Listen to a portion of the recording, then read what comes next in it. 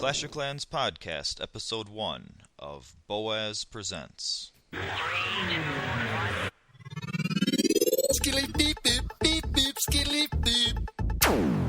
And we're back with the Clash of Clans for the fans in the stands. It's your pal Boaz, and I'm here today with a very special episode, an interview with Rejuvyn, the leader of Reddit Troopers, a clan that I've mentioned on here before as one of the undefeated war clans. And this is, of course, not to be confused with Reddit Dusk, who we've had a little bit of history with on this podcast, the infamous ghosting clan, who ended up turning out to be pretty nice guys after all.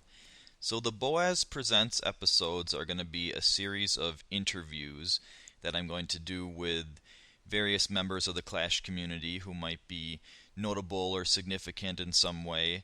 So I have a set of people that I'm interested in hearing from and learning more about, but I definitely also want to hear from you guys as to what players or clans you might be interested in learning more about.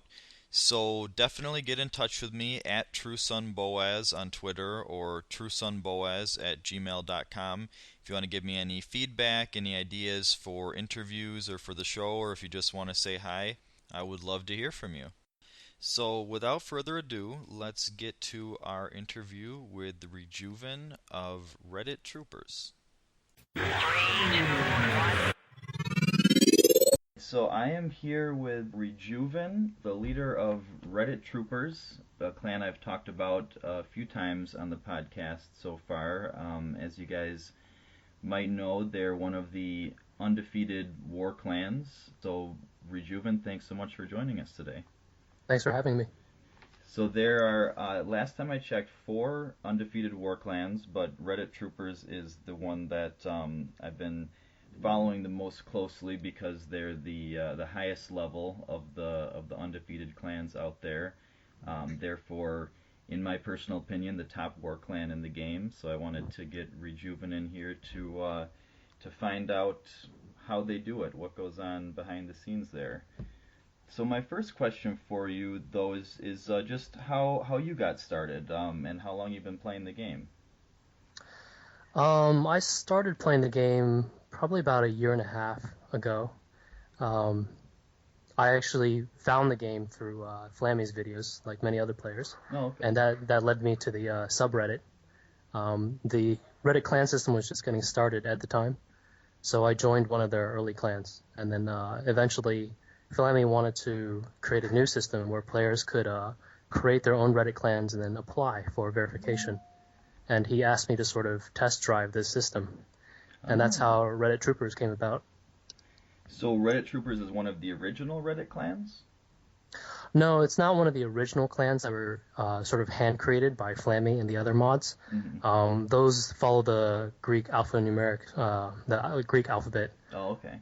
But we're the first clan that was created by just a player, and then we applied for verification, and we were accepted. So how familiar are you with the whole Reddit clan family system? Do you know how many Reddit clans there are out there? Currently there are about 85 clans. Yes, I'm very familiar, as actually I was a moderator for quite some time for the subreddit. Oh, okay. Yeah, but so 85, that must make you the biggest family in Clash of Clans, I would guess? Yeah, I think we're the largest family out there. But of course, it's not terribly hard to become a Reddit clan. Mm-hmm. It does take some dedication and time, but the idea is that we have similar values. We try and keep everything relatively family friendly, keep a relatively high quality. But aside from that, it's pretty loose. Many of the clans are drastically different from each other, have different goals and very different types of members. So how closely affiliated are all the clans? Like, how much communication do you guys have? There's actually a lot of communication. We talk predominantly through GroupMe, and it's both just social chatting. We have our own subreddit to discuss issues or problems or questions. Every now and then, we also have massive clan-wide wars where we compete in trophy pushing. Oh, nice. Yeah, so the last two really big wars were in Thanksgiving War. It's called the Turkey Triathlon, Okay. and there was one during the springtime. And each war saw in upwards of 30-something clans participate. Wow. So that's a lot of players pushing trophies. It's a lot of fun. So I know we've talked with some people from Reddit Dusk before, and they were telling me about the Reddit Champs clan. So is that when like the 30 clans finish their push, they all go into one clan, or is that a separate clan during the No, push? that's Or actually a completely separate event. oh, okay. It was an idea brought up by Zulu's previous leader, Proxidal, and it was really at first it started just for Reddit clan members. They got anyone who really wanted to push and sort of met some minimum qualifications to join a single clan and just see how far it would go. It was so popular that the second time they did it, they extended that invitation to anybody on the Clash of Clans subreddit, and they Oh, formed okay. 3 clans instead of just one. So I'm positive we'll see another Reddit Champs happen maybe in a couple months from now, and I think it'll be even better than the first two. So am I correct in remembering that you made it to the top 50 last time? I am not entirely sure. I wasn't actually in Reddit Champs myself, Oh, okay. unfortunately. Yeah, I think they came close. For sure, they broke the top 100. Hmm. And I think one of the Champs clans did either come close to 50 or actually broke 50. Oh, excellent. Yeah, I talked to some people, and I think they just cracked it. So definitely congratulations to the Reddit family. It sounds like you guys have a really great system there and a really strong clan family. So I always kind of figured that since the name, Troopers sounds, like reminds me of war, I figured you guys were created as a war clan, like you just took all the best Reddit, attackers or something. So you guys have been around since before Clan Wars started? Yeah, we've been around since well before Clan Wars started, and admittedly, the name Troopers is meant to evoke sort of a warlike clan, but we didn't even know Clan Wars was coming out back then, so really just for how cool the name sounded, I suppose. Wow. So I guess it was foretelling something big things to come. It's telling something about the future of the clan.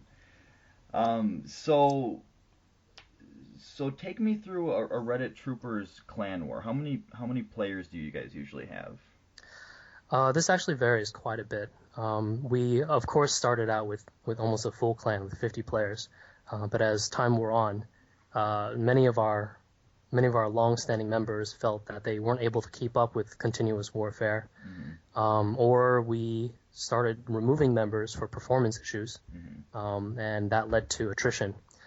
We do get a large number of applicants, but the majority of the applicants do not pass our requirements. And even the ones that we do invite into the clan, I would say a good majority of them do not last more than 1 or 2 wars. So we've been trying to steadily grow our numbers, and right now we have about 40 members. So hopefully within another couple of wars, we'll see ourselves back in the 50 bracket. But we So, did at one point drop as low as 30 members in our clan. oh, okay. So what does it take to become a member of Reddit Troopers then? Well, as per standard Reddit clan rules, we require a password, which can be found on the sidebar links of the subreddit, the main Clash of Clans subreddit. But beyond that, we have our own separate application system, a series of pretty basic questions. Most of them related to your troop levels, and other statistics. We review these applicants, and then we send them a notice saying that they've either been accepted and are now in the waiting list, or we tell them thank you but no thanks. For the players who are accepted and are in the waiting list, every war we try and bring in probably around 5 new players to test out for a war or two. Ah, Yeah, and then the ones that make it stay on and become great warriors, and the ones that don't, we thank them and let them go. so kind of like an audition system. Yes, that's right. Very nice. Cool. So for a current member, so someone who's already been in there, what does it take to get booted out? Like how walk me through the performance issues that would lead someone to be removed from the clan. Yeah, it actually takes quite a lot. if it's purely based on performance, and this has actually been somewhat rare, we observe their performance over several wars, so not just one or two wars, probably more around 5 or 6 wars, pretty much an entire season's worth of war. We track statistics for every war and every season, so we can see how well everyone is doing. Nice. Probably more important than their actual performance is their potential to improve. So we want them to be engaged in discussion, to be asking for reviews on failed attacks, to be discussing attacks they haven't done yet. In general, to seem much more involved and able to pick up things and learn and contribute. So probably the worst thing is if we have a player that doesn't ever talk, does attacks. Even if he is successful, it's not very helpful to us if he isn't helping other players with their attacks as well. Yeah, absolutely. That was a big thing for our clan. There's I'm from the True Sons is our clan, and we're consider ourselves a pretty serious war clan. Only 39 wins though compared to your 57 at the moment, so that is a little bit humbling. But that's one of our big things is to make sure that the people at least say who they're going to attack going into it, and accept feedback and suggestions and things like that. So that definitely makes sense. How does someone get an audition though? Do you have a certain minimum number of war stars or war loot in the profile, or how does that work? Anyone can submit an application so long as they're Town Hall 7 or higher. All they have to do is follow the application process, which is outlined on our subreddit. But who we accept depends largely upon sort of their general activity level, as well as their base and troop progression. Rushed bases are often a bad sign. Lack of experience with certain types of troops is also a bad sign. And of course, we check things such as their gold grab versus their friend in need. What we want to see are players who are active, and not just active, but enthusiastic as well. You don't have to necessarily be experienced. We have quite a lot of leeway for Town Hall 7 and Town Hall 8 players. Town Hall 9 and 10, we do expect considerable experience. At the very least, all the major compositions must be thoroughly familiar with, and so forth. So when you speak of the major compositions, and you said they need to be experienced with the sets of troops, what are the primary compositions that your clan employs when you're doing a clan war?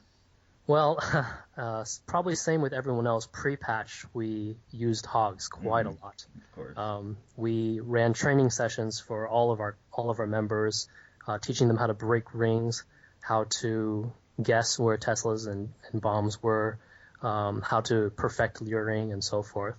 We put a lot of effort into it, and actually the patch was a pretty big blow to us because all of that training and work sort of went out the window. Yeah. So we had to sort of redesign ourselves. Nowadays, we look for base exploits, meaning we look for a base that has a weakness. If the air defense is too centralized, then we may consider using loons to clear the perimeter and hogs to clear the core. Or maybe a base doesn't have enough compartments. We'll try the go wee wee or go wipe. Hogs are still useful against bases which have no defenses against them, no obvious double giant bombs or no centralized heroes. So really, at this point, it's forced us to evaluate every base individually.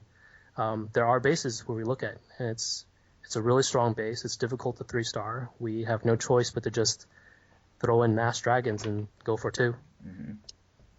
So, how many bases would you say you 3-star, and how many would you 2-star, and do you ever leave any bases 1-starred in a war, or how would you break that down?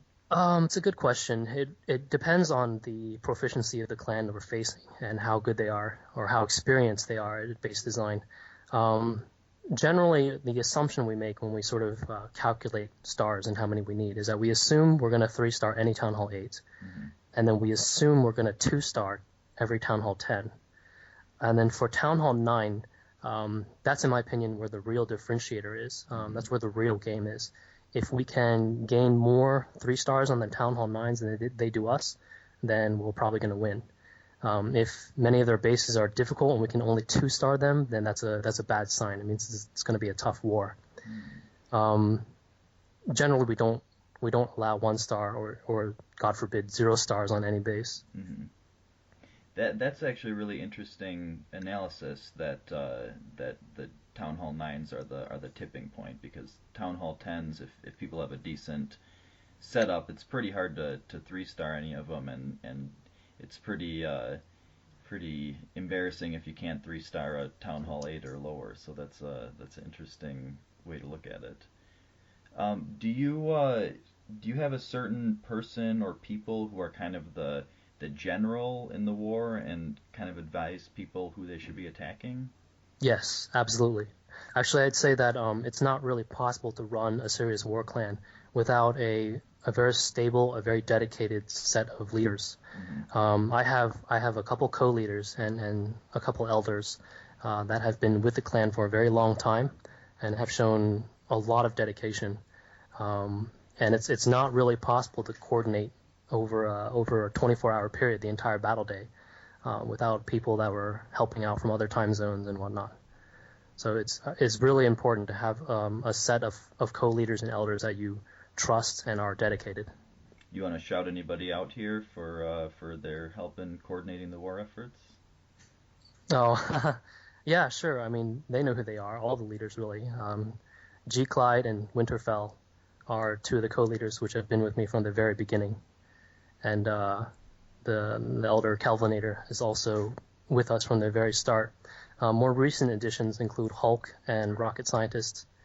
They came when Clan Wars was already underway, but they've shown a lot of innate talent, a lot of dedication, and the willingness to really help others out and lead the clan forward. And I suppose it's also really important to have your members and the other elders be very cooperative and willing to take their assignments without complaining about it or anything like that. Yeah, I mean, in terms of the leadership, that's without question. I mean, we all discuss everything together carefully, but it's also a requirement for members. We try not to run ourselves like a full military. It's not an officer barking orders at the regulars. Mm-hmm. We encourage a social aspect to this as well. But the fact is, if an elder or co-leader issues pretty much a direct order, then we expect someone to follow it. We expect people to accept feedback and reviews, without turning a sour face. Absolutely. Well, so here's the big question. Here's I'm sure what everybody's been waiting to hear. Well, so with our clan, we do pretty well whenever we're matched up with anyone who's even remotely near. We have about 15 or 16 Town Hall 10s and the rest Town Hall 9s. And whenever we're matched up with anyone with 20 or less Town Hall 10s, we always win. But we get a lot of matchups that are just not fair, where we've gotten twice as many Town Hall 10s as us and things like that. So does that ever happen to you guys, where you're just totally outmatched? And in that case, what's the secret to going undefeated? Yes, this happens all the time, actually. In fact, we're in a very, very difficult war right now. This happens more often than you think, probably because we don't allow rushed players. Mm-hmm. So what we often see are almost double our number of Town Hall 10s. Oh. Or, for example, we consider Town Hall 8s to be solid 3s, but they might have only 3 or 4 of them, whereas we have 15. Another very big disadvantage. In this case, we basically declare it as a very difficult war, and we start heavy coordination from the get-go. So we have officers coordinating the Town Hall 10s, and we have officers coordinating the Town Hall 8s, and we basically make sure that we maximize every attack. There are situations where we're going to ask a Town Hall 8 to try and 2-star a Town Hall 9, or a Town Hall 9 to try and 2-star a Town Hall 10. So the answer is heavy coordination and communication. That's the only way we can overcome these kinds of major disadvantages. And I would say there has to be an ingredient of luck, but 57-0 kind of speaks for itself. So you guys have the formula. It's incredibly impressive what you guys are able to do. So what would you say it would take for you to lose a clan war? Um, I would say it would take us being extremely outmatched in terms of base levels and experience, which might happen this war. We're actually completely outmatched this war, and this clan has 49 wins, Ooh. so they know what they're doing. Um, but it would require a clan that knows what they're doing and outmatches us completely in level. We undergo regular base design reviews, probably every other war, and it's a requirement for players to constantly change and update and evolve their base to match what we're seeing in terms of attacks and to shore up any weaknesses. So it's unlikely for us to be beaten by any clan which isn't as serious as we are. Probably the other thing that could pose a real problem is cheating. We don't allow ghosting, but that was gonna be one of my questions. Yeah, yeah, take I me through suspect that. that it's a major problem for us. We actually have to design our bases assuming that our enemies are going to ghost us. Oh, They'll know what's in our CC. They'll know where our traps are. It makes base design very difficult, actually. And we see evidence of ghosting all the time. Our current start time means we actually match up against a lot of Asian clans. hmm. And I've noticed that they seem to have no problem with ghosting whenever they feel like they need to. But we don't allow it at all from our guys. So it's a very common disadvantage for us. Well, that if you are facing ghosters and you don't ghost, then that record is wow, that's amazing. Yeah, So actually, many of the other top clans on the leaderboard have only dropped off or gone down a win or two because they faced a clan that outmatched them in level and ghosted. So actually, the leaderboard that is maintained on the Supercell forums, um, they don't allow anyone on there if there's been any evidence of them ghosting. oh, So interesting. yeah, so all of the clans you see on that leaderboard are clean clans. They shouldn't be doing any ghosting at all. But as a result, it's pretty easy to fall off if you Yeah. just match up against the wrong clan that uses ghosting freely. So are you in communication with those other top clans? Is there some do you kind of keep track of how many undefeateds are still left and talk with them and things like that? We don't actively communicate with them. We do check the leaderboard just to see who's on there, and it currently looks like there are only three undefeated clans remaining. But we don't have any communication with them. No. Oh, okay. So when you yeah, so yeah, that's actually something that we ran into. We were getting such a late start time that we decided to just reset it till morning because we were sick of facing these Asian clans who seem to have less scruples and less, I guess, whatever it is that because Supercell did patch it up pretty well, at least for it seems like countries with more solid internet connections, but in countries where there's something different with the internet connection, they still seem to be able to ghost. So you're still seeing ghosting fairly regularly in these wars. Yeah, and it seems like the recent patch made it so that you can't. It's not obvious. The Mm. the crossed sword symbols doesn't appear and then disappear like it used to. Oh. But we're experienced enough that we can tell from an attack, like a perfectly pre-triggered bomb. Uh-huh. Heal spells placed ahead of time in just the right places. We actually design our bases to have multiple potential double giant bomb locations and such to try and make it difficult to guess. Mm. But at the same time, we kind of expect people to ghost us and then figure out where everything is. I had no idea that there was that people could do it without the swords appearing. That is wow. That's really well. That's disheartening. I Yeah. would say, but so something that we were able to do. We got sick. We kind of got on a little bit of a losing streak, and we just said screw it. We're gonna wait 7 hours and start it in the morning because we wanted to try to get a little cleaner matchups. But I imagine that's not something that you guys are ever able to do because you want to stay at the top, right?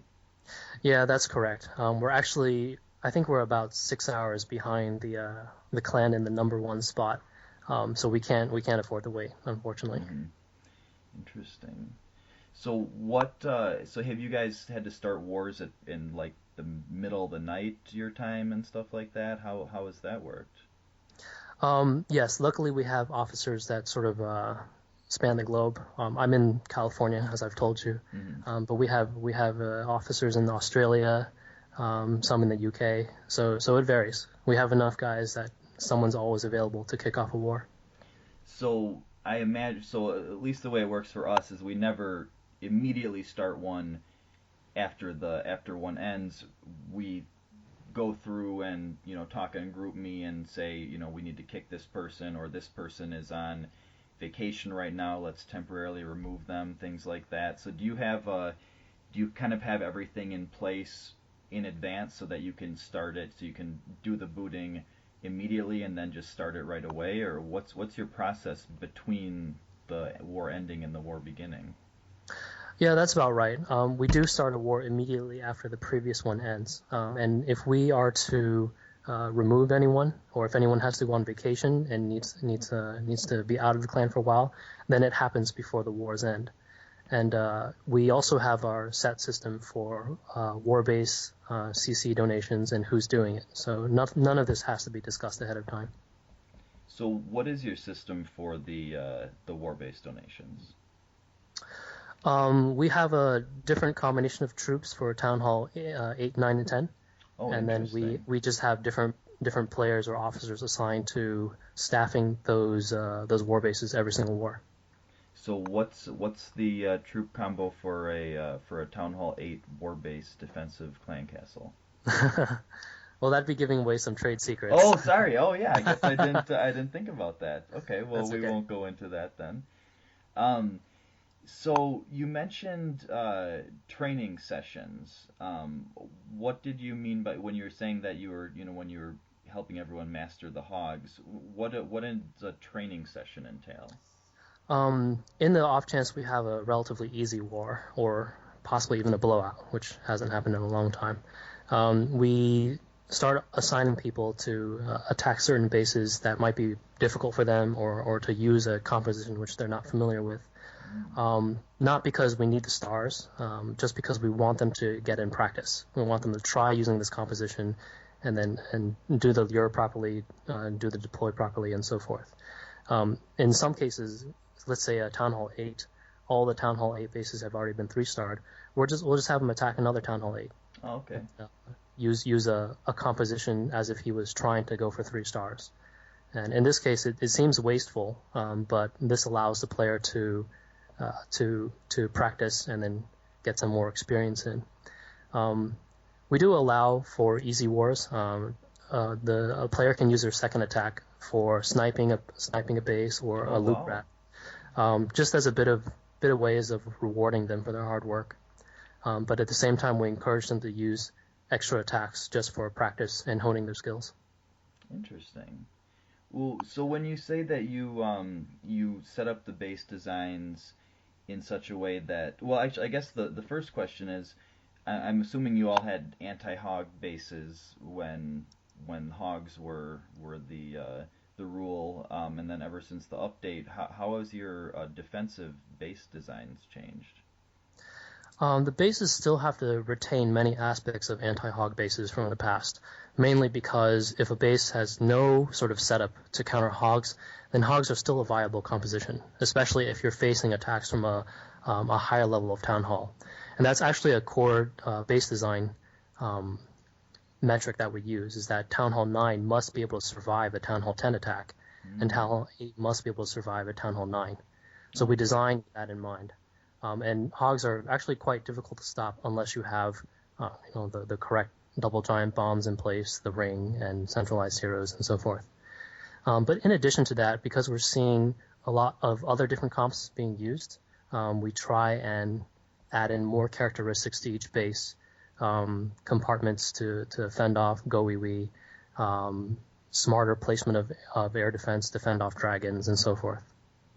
And so you mentioned that to counter ghosting, you would, for instance, make multiple spots where double giant bombs could be and things like that. What are the other traits of a base that could help against clans that ghost, or is there not really much you can do? There's not really a whole lot you can do. Some of the things we try and do are to keep the double giant bombs nestled farther in, so they're harder to trigger ahead of time. Some of our players even have the double giant bombs in the core now, because that's really hard to ghost for. Yeah. But most of the time, you just gotta hope that they don't they don't ghost you, or that they still screw up. Interesting. So now that you've gotten this far and you're still undisputed, how stressful is it? How has the game become less fun, more fun? Are you losing sleep with close wars? What's how has your gaming experience changed personally now that you've had so much success? That's a good question. I'll admit that for me personally, I was actually losing interest in the game prior to Clan Wars. Farming is not particularly interesting to me. It's fun for a little while, and progression is always great, but it didn't really draw me in. Clan Wars really really attracts my attention, mainly because it's such a challenge in organizing the clan. It's the players that actually fascinate me, and that to me is the most important component of the game, is the social and cooperative aspect. So I find myself really drawn into the game now. I like it more than ever, but it is actually very tiring. It requires sort of constant attention. I actually don't farm much myself. My progression in terms of my base upgrades has slowed quite a bit.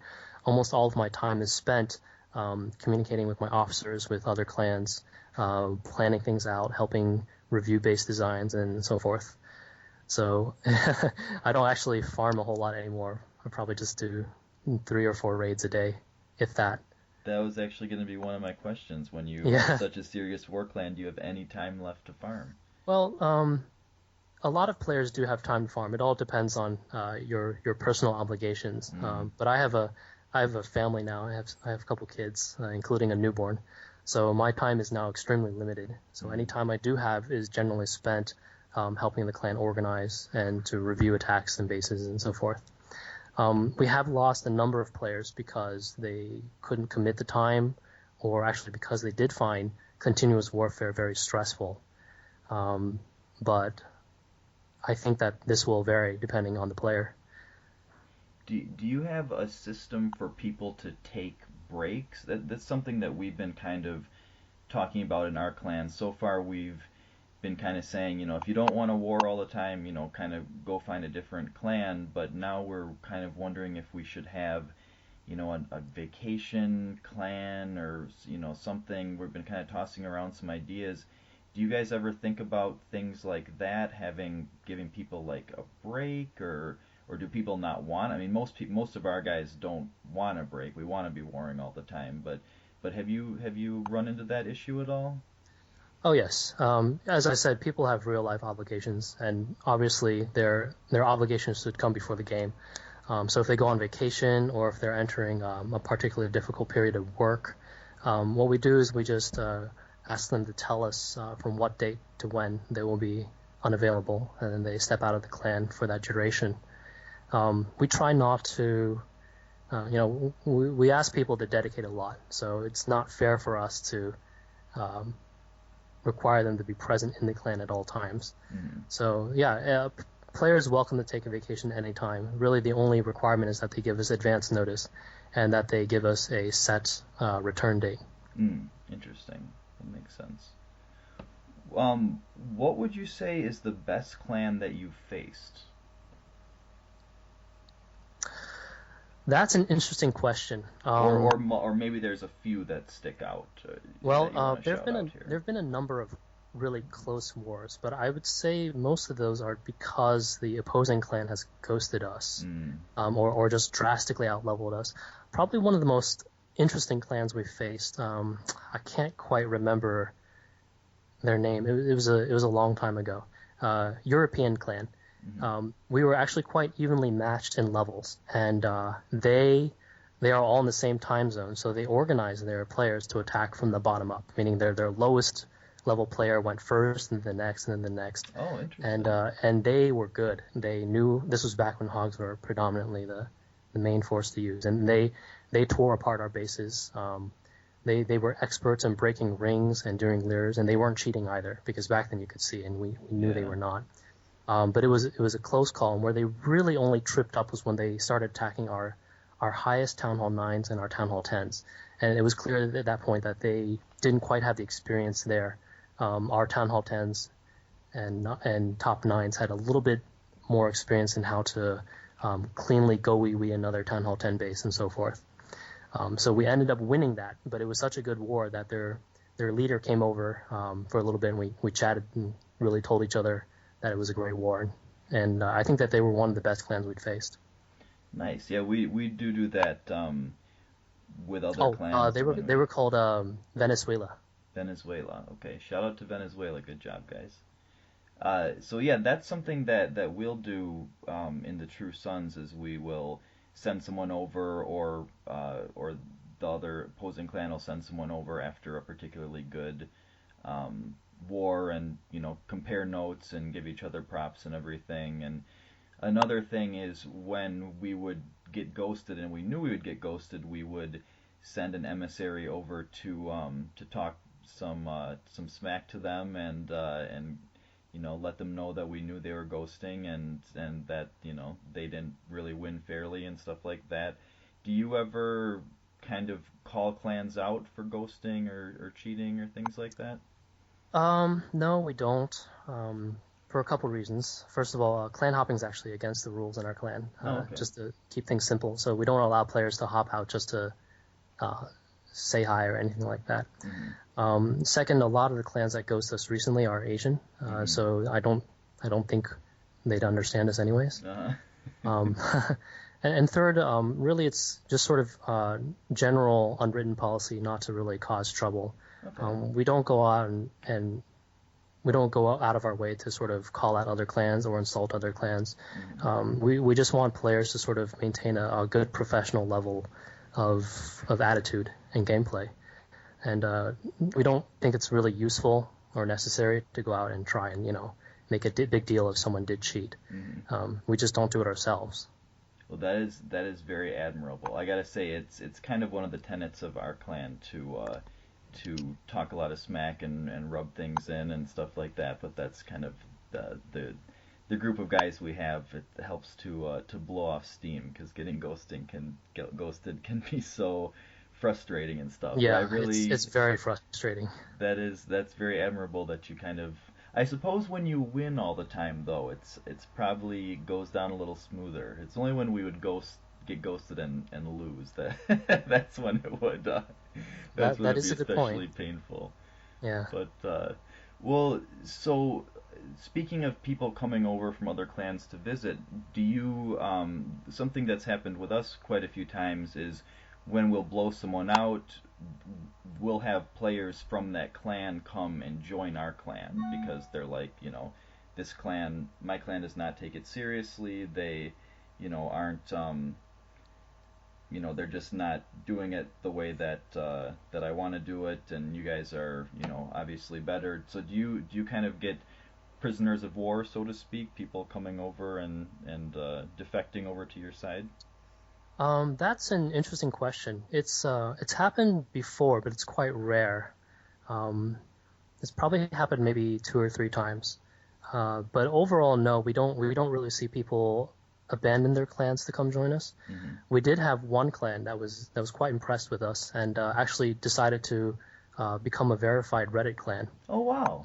Yeah, Cool. yeah. So they're I think they've actually been verified and now are an official Reddit clan. Oh, that's cool. Nice. Yeah. Well, yeah, I suppose it's probably harder for people to join your clan too when they don't just hop over and say, "Hey, look, I have good war stars." They say, they have to go through the process on the website and everything. So I guess it's a little bit different.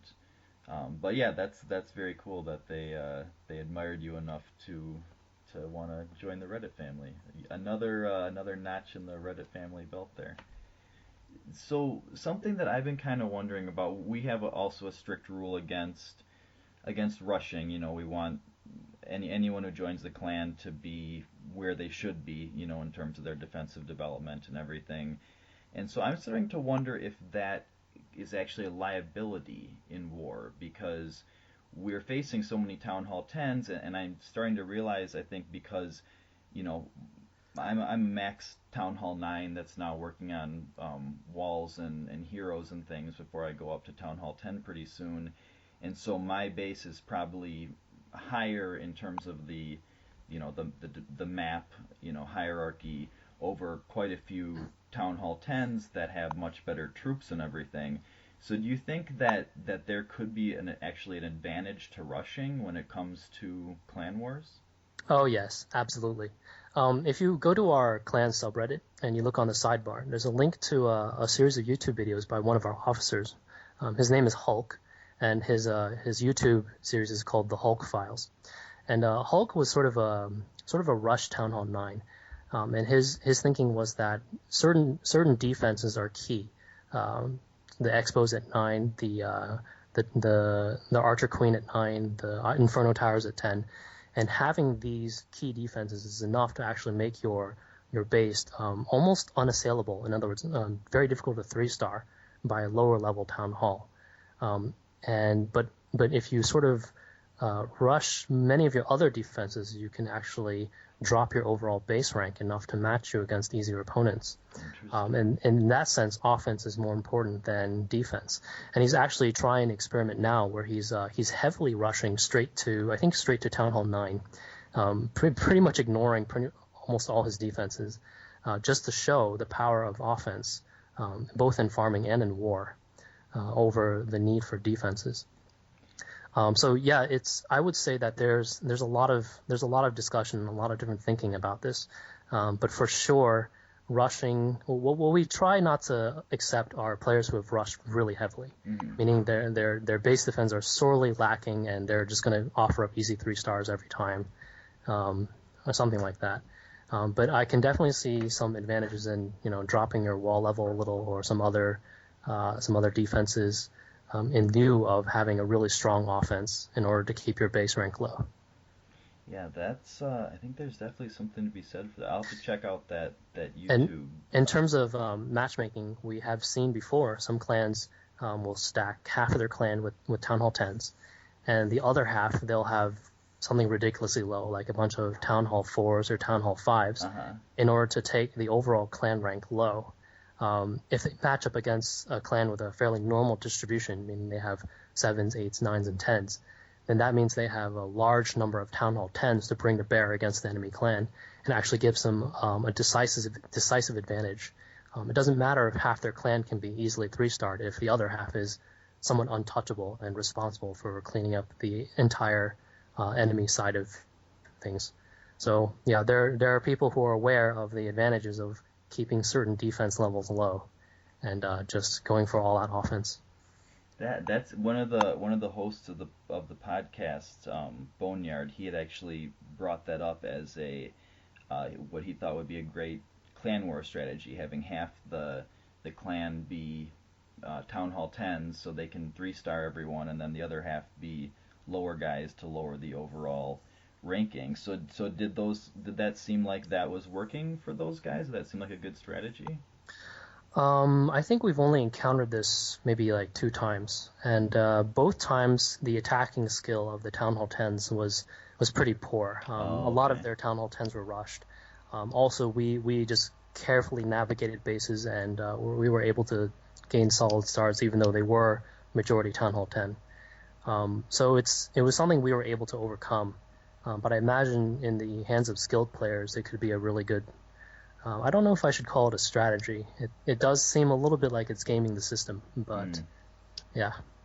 Yeah, that's true. There's a lot of that goes on in Clash of Clans, though. I've been noticing there's a lot of people trying to exploit loopholes and get whatever advantage they can, especially with the iMod and the hacks and things like that. So it's the fact that you guys are a clean clan. I was kind of fearing that I was gonna get in this interview and you would say, "Oh yeah, we ghost all the time. That's how we win." And so That's really great to hear that you guys are completely clean.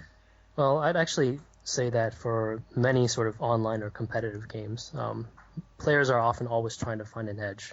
Hmm. It's difficult for everyone to stay clean and play the game the way it was meant. There will always be players willing to use exploits or cheats. I've played a lot of different types of MMOs in the past, so I'm very familiar with sort of this mentality. Mm. So to reiterate that to everyone, it's called Hulk Files, that YouTube channel from Yeah, you. it's called the Hulk Files, The and Hulk. you'll find a link to it on the sidebar of our clan subreddit. Okay, and that's Reddit slash r slash Clash of Clans. Oh, Then no, net no, no. Our clan subreddit. So it's actually r/Reddit Troopers. r slash Reddit Troopers. Okay. Yes. So anyone that wants to check them out and look at their subreddit r slash Reddit Troopers. So the other thing I wanted to ask is what's the closest loss? What's the closest call you've had? We have won a war by 1 star before. Wow. Yeah, I Yeah. guess I meant closest win. Yeah. Wow. How many times has that happened? Only once. Only once. Yeah. Wow. There are many wars where it's really only a difference of maybe like a 10 stars or a dozen stars. Mhm. Um, but that was the closest war we'd ever had. So how long do you envision this undefeated streak going on? I'm gonna knock on wood for you here. I hope I'm not gonna, jinx you guys or anything. But how long could you envision that going on for? Oh, I don't know. A lot of it is luck of matchup, I suppose, and the type of opponent we face. Um, our initial goal was 50 wins, undefeated. But now that we've been there and done that, we're gonna go shoot for 100, I guess. Wow. And I guess a big goal would be to be the last clan standing after the others all have taken at least one loss. And it seems like the other clans, that are undefeated, they kind of have less people, they're lower levels. So it would be great if the two undefeated clans could meet up against each other, but I don't think that logistically would be possible with the makeup of the other undefeated clans, unfortunately. Yeah, I have taken a look at them, and they do have lower membership, and it looks like they intend to keep it that way. Yeah. And their average town hall level, our average town hall level is actually a middling town hall 9. Theirs is a little lower. So what I do have, I actually run an alt clan. Oh. It's not a feed or anything like that. It's just a small clan, 15 people for people with alternative accounts. Couple of friends in there that I that I know wouldn't actually qualify for troopers. Oh, okay. But they're mostly lower level players, and I have noticed that with low level small clans, it's much easier to the wars are much more relaxing. Yeah, we have, for the podcast here, there's kind of a couple of alt clans that the hosts have created. For a lot of it is people with second accounts, and we have observed that clan wars are pretty. It gives you an advantage when you're fighting other lower guys, because if it's your second account, then you're going to be a much better Town Hall 6 or 7 than someone who it's their first account, and you're going to be 10 times more experienced at the game than someone like that. So have you guys, do you have a pretty good record with that lower clan then? Yeah, the alt clan only wars maybe once every 4 or 5 days, so they don't have as many wins. But Hmm. they are also undefeated. Oh, Not okay. by trying. I actually have no rules for that clan. Oh, It's wow. even participation is optional, but we still win every single one. Is it a Reddit family clan? No, it's not. It's not. It's Do, just it's just a small anonymous clan. do you want them to stay anonymous, or do you want to shout Yeah, them I out think here? I think I'd prefer that. It's actually Okay. useful having an anonymous clan. Okay, because yeah, you never know if it's on the podcast if suddenly you're going to get a bunch of applicants. So yeah, Yeah, if you want yeah. to stay No, small, you nobody might. nobody applies to the Okay. alt clan. All right. Well, we're coming up on about 50 minutes now. The last question I had for you is if you have any advice to clans out there who want to be serious war clans, who want to improve. Is there any like basic, most important tips or advice that you would give to people out there? Yeah, there are two things actually. The first thing I would recommend is make sure you have, as I mentioned before, a strong leadership base. You have to have at least 3 to 5 guys who are very trustworthy and truly dedicated, who have the time to help you out. And the second thing I would say is that you have to sort of structure your entire clan around this. There are no real half measures if you want to be a continuous war clan and undefeated. Your rules have to be there. Even your donation rules sort of have to be in compliance with war goals, and how you recruit and how you evaluate performance and dedication have to sort of be geared towards war. So if you want to try and do the same thing that we have, then these two requirements need to be fulfilled. Interesting. So anybody out there who aspires to be like Reddit troopers, there's Rejuvyn's advice for you. And I guess one last question that I thought of. So although you guys are the top, or the highest level of the undefeated clans, there are some clans that are nipping at your heels, like Unity Elite, Unity Air Force, that are much higher level. So I don't know if do you kind of pay attention at all to the other war clans out there? Is there anyone that you particularly admire, if that's the case? We haven't really gone out of our way to study other war clans carefully. Actually, it's interesting you mentioned Unity Air Force, as we did a quick player trade at one point.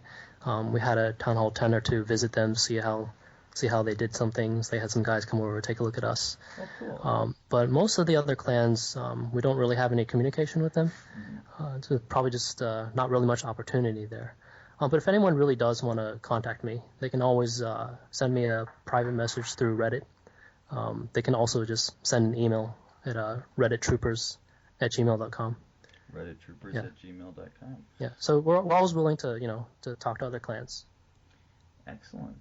Well, that's all my my questions for you today. Thank you so much for giving up so much of your time here tonight. Do you have any last questions or shout-outs or anything that you wanted to get off your chest? No, not really. Thank you for having me, and hope everyone out there enjoys the information. Excellent. Well, thank you so much, Rejuvyn. All right, take care. All right, bye-bye. So there you have it, the first interview in the Boaz Presents series. I hope you guys enjoyed it. I have a lot more like that planned to come, so definitely stay tuned. And also get in touch with me at TrueSonBoaz or TrueSonBoaz@gmail.com. Let me know what kind of content you'd like to hear on this series, what other people you'd like me to interview, and I will do my best to make it happen. So the other thing I'm planning on doing on these episodes, besides the interviews, is always finishing with a Clash of Clans song. So we've played a few different Clash of Clans songs on the podcast before, and they always seem to be a big hit. So this is another one that I dug up. It was part of the Clash of Clans karaoke contest, and it's called Price to Clash by Maximum Flight Risk. I hope you guys all enjoy it, and as always, keep it clashy. Introducing Clan Wars, Clan versus Clan War. Don't believe me? Ask my board. Yup, he said Clan War.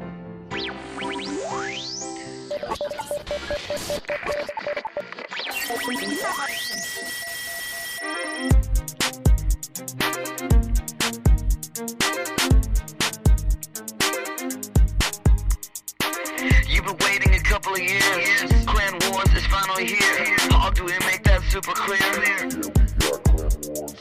War for life, that's the plan. Represent and fight for your clan. Banners dash and the cannons flash, and villages go up in ash. That's the price we pay to clash. Yeah, that's the price we pay to clash. Hog, let me hear that back. Yeah, that's the price we pay to clash.